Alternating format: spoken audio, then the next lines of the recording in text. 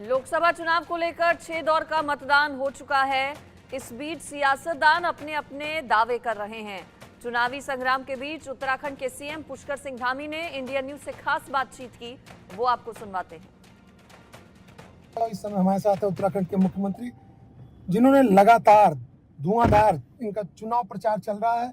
उत्तर प्रदेश, पंजाब, दिल्ली, आप ये कह लें कि पूरे देश में जिस तरह से इनकी पूछ हो रही, जिस तरह से इनको बुलाया जा रहा है, ये कहा जा सकता है कि मोदी जी और योगी जी के बाद सबसे ज्यादा अगर किसी को लोग बुला रहे हैं, जानते हैं कि जिस तरह से इन्होंने निर्णय लिया उत्तराखंड में, जिस तरह से उत्तराखंड में इन्होंने आगे बढ़ाया है, आने वाले समय में ये हर जो भारतीय जनता पार्टी के प्रत्याशी है उनके लिए बहुत कुछ कर सकते हैं और जीत में महत्वपूर्ण भूमिका निभा सकते हैं। बहुत बहुत स्वागत है धामी जी आपका इंडिया न्यूज पे। धन्यवाद सर, 400 पार कहाँ तक पहुंची?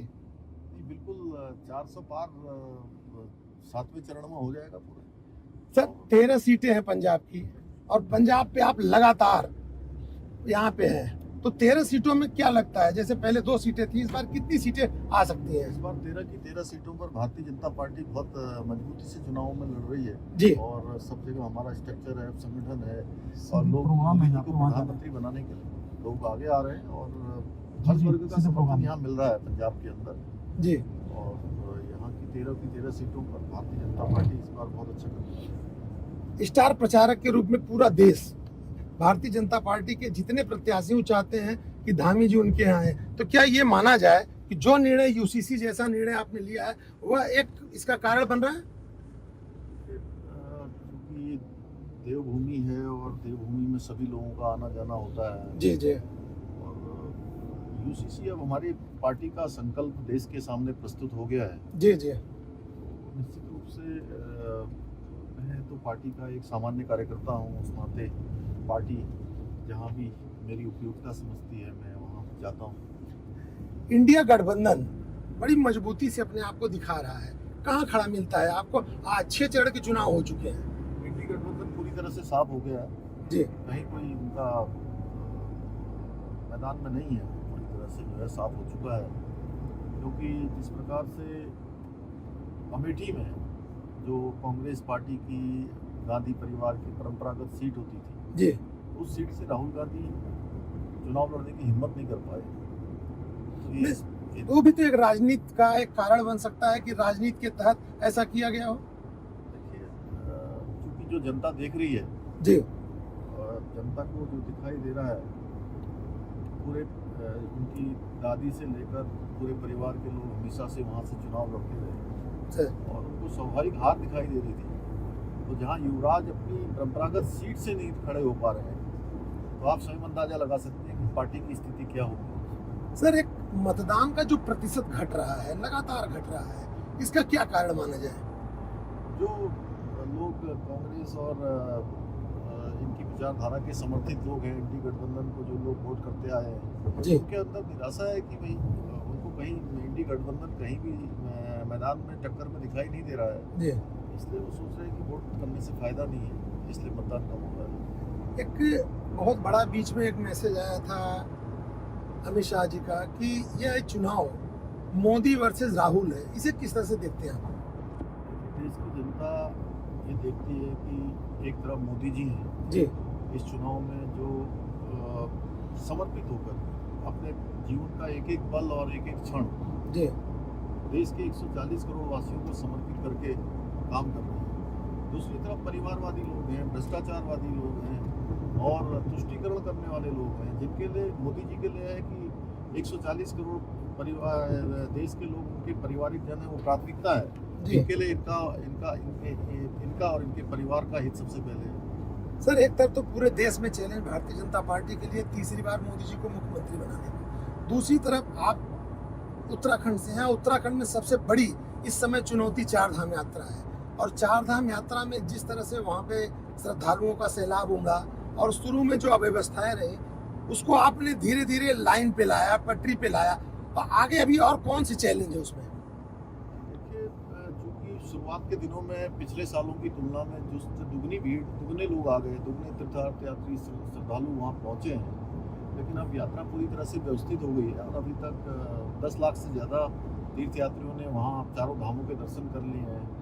साथ साथ देखिए, हमारे लिए एक बड़ी प्राथमिकता है कि चार धाम आने वाले सभी यात्रियों की सुरक्षा जी। और जो धाम है उनकी भी एक बियरिंग कैपेसिटी है, उससे ज़्यादा होने पर वहाँ पर अव्यवस्थाएं होती हैं और लोगों को असुविधा होती है, उनकी सुरक्षा को खतरा हो जाता है। इसलिए हमने ऑफलाइन रजिस्ट्रेशन अभी बंद कर दिया है जी। और 31 मई तक पूरी तरह से बंद रहेगा। यात्रा सुव्यवस्थित है, पूरी तरह से सारी व्यवस्थाएं पटरी पर है, अच्छे से लोगों के दर्शन हो रहे हैं। हेमकुंड साहब के भी कपाट खुल गए हैं, वहाँ भी यात्रा शुरू हो गई है। श्रद्धालुओं का ये सैलाब उमड़ रहा है और विशेषकर केदारनाथ में, तो कहा जाता है कि जिस तरह से केदारनाथ को मोदी जी ने एक अलग रूप दिया है, वो अभी एक कारण है और उस कारण को सही मूर्त रूप देना, क्या आप जैसे मुख्यमंत्री का, जो कि बड़े नजदीक से श्रद्धा को और देवभूमि को देखते हैं, उनके लिए एक चैलेंज है? देखिए, आदरणीय प्रधानमंत्री मोदी जी ने जिस प्रकार से केदारनाथ के पुनर्निर्माण का विशेष ध्यान किया, उनका एक मैं कहूँ कि विजन भी है, उनका एक ड्रीम है कि नया केदार बने, भव्य केदार बने, दिव्य केदार बने। उस दिशा में केदारनाथ का निर्माण कार्य तेजी से चल रहा है और हम लोगों के लिए भी ये एक प्रेरणा है कि आदरणीय प्रधानमंत्री जी के जो लक्ष्य उन्होंने रखा है, जो विजन रखा है, उसको धरातल पर उतारने के लिए काम करें। और मैं अपना सौभाग्य समझता हूँ कि जहाँ प्रधानमंत्री जी हमारे महादेव के भक्त हैं, शिव भक्त हैं जी। और भगवान ने उनको मौका दिया, उसके साथ साथ हम लोग उनकी प्रेरणा से उसको आगे बढ़ा रहे हैं। एक बड़ा निर्णय आपने लिया कि वहाँ पे 500 मीटर के दायरे में किसी मंदिर में न तो वीडियो बनाए जाएंगे न रील बनाए जाएंगे। आपके यहाँ लागू हुआ, आपके यहाँ लागू होने के बाद बहुत से धर्मस्थल ऐसे हैं जो इसको कानून का मूर्त रूप दे रहे हैं, तो ये जो भावना आपके अंदर आई, कहाँ से आई? आस्था पर चोट नहीं होनी चाहिए, वो हमारा आस्था श्रद्धा का केंद्र है और कठिन यात्रा भी है। लोग वहाँ आस्था श्रद्धा से बाबा का आशीर्वाद लेने आते हैं, धामों का आशीर्वाद लेने आते हैं, तो उस आस्था श्रद्धा बनी रहनी चाहिए। अगर उसमें कोई थोड़ा बहुत हमको त्याग करना है तो स्वतः ही त्याग करना चाहिए, इसलिए व्यवस्था बनाने के लिए सब किया है। एक बात उठ रही है कि कुछ ऐसे हेलीपैड और बनाए जाएं जहां से लोग अगर उड़ के वहां पहुंचते हैं चार धाम, विशेषकर केदारनाथ में, तो ये जो रास्ते की भीड़ है वो कम होगी। क्या उस पर कुछ विचार किया जा रहा है? देखिए, सभी अभी चूँकि वहाँ पर केदारनाथ, यमुनोत्री, हेमकुंड तीनों जगह के लिए अब रोपवे का निर्माण कार्य प्रारंभ हो रहा है। आने वाले समय में रोपवे बन जाएगा, हेली सेवाएं अन्य स्थानों से बढ़ जाएंगी। लेकिन उसके बावजूद भी हमारा यह है कि यात्रा आने वाले समय में बहुत अच्छी यात्रा हो, उसके लिए हम यात्रा प्राधिकरण भी बना रहे हैं, उसके लिए भी सुझाव ले रहे हैं लोगों से। और एक माह में जो है यात्रा का कुशल प्रबंधन कैसे हो सकता है, उस सब पर हमारा काम चल रहा है। उसमें से हेलीपैड भी है, हमारे रास्ते भी है, रोपवे भी है। सर, एक चीज देखने को मिल रहा है कि जो टूरिस्ट आ रहे हैं वह जो धर्माटन है और तीर्थाटन है, इस दोनों को एक साथ करने के चक्कर में ये अव्यवस्थाएं हो रही है, तो उस पर कैसे रोक लग सकता है?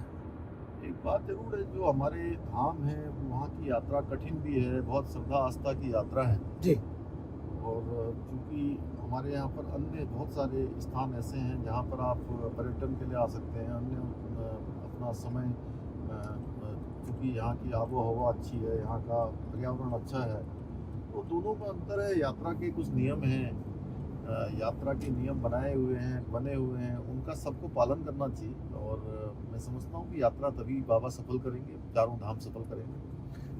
आपको हर उस जगह पे लगाया गया जहाँ पे भारतीय जनता पार्टी चैलेंज में है, बंगाल में, महाराष्ट्र में, उत्तर प्रदेश में, पंजाब में, तो सबसे ज्यादा कठिन आप इस जो अपना आपका तूफानी दौरा चल रहा है, सबसे ज्यादा कठिन कहाँ का माहौल लग रहा है? भाई, पूरे देश में इस समय मोदी जी की लहर चल रही है जी। और भारतीय जनता पार्टी की लहर है जी। सब लोग मोदी जी को प्रधानमंत्री बनाना चाहते हैं, इसलिए अब हर जगह संगठन भी पहुंच गया है, लोग भी पहुंच गए और लोग स्वयं आगे आ रहे हैं। धन्यवाद इंडिया न्यूज से बात करने के लिए। ये थे पुष्कर सिंह धामी जी। तूफानी दौरा चल रहा है उत्तर प्रदेश, बंगाल, महाराष्ट्र, दिल्ली, पंजाब, तेलंगाना, तो जिस तरह से इनको जिम्मेदारी दी गई है और जो ये कह रहे हैं कि भारतीय जनता पार्टी पुनः सत्ता में आएगी और प्रधानमंत्री नरेंद्र मोदी बनेंगे, तो हमको लगता है कि इनकी ये मेहनत रंग लाएगी और इनके जो विचार हैं, जो इनकी उम्मीदें हैं, उस पर भारतीय जनता पार्टी सफल होगी। धन्यवाद। देखते रहिए इंडिया न्यूज। यहाँ रुकेंगे फिलहाल एक ब्रेक के लिए।